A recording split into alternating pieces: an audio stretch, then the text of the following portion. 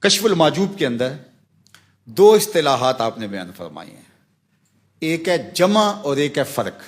فرق کیا ہے؟ بندے کا سفر کرنا، یہ ہے فرق، اپنی عادات کو صالح بنانا اور بری خصلتوں سے فاصلہ کر کے خیر کی راہوں پہ چلنا اور اللہ تعالیٰ کے قرب کے لیے کوشش بلیغ کرنا۔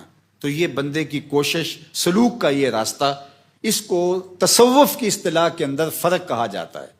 اور بندے کو چلتا ہوا دیکھ کر جب اسے رحم آتا ہے اور وہ کہتا ہے یہ تو کروڑوں سال بھی چلتا رہے تو نہیں پہنچ سکتا، تو پھر وہ کرم فرماتا ہے۔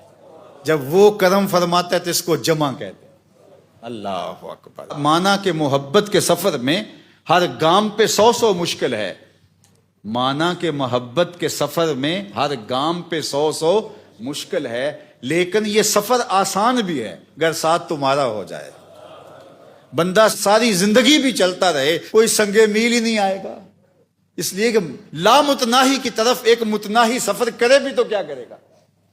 جو ہے ہی جب وہ لامتناہی، تو پھر وہ حضرت صدیق اکبر والی بات نا، العجز عن ادراک ہی ادراکن، پھر تھک کے کہے گا میری بس، آگے میں جا نہیں سکتا۔ لیکن وہ دیکھتا ہے شوق، اللہ اکبر، تیرے دیدار کے قابل کہاں یہ میری نظر ہے، یہ تیری عنایت ہے کہ رخ تیرا ادھر ہے۔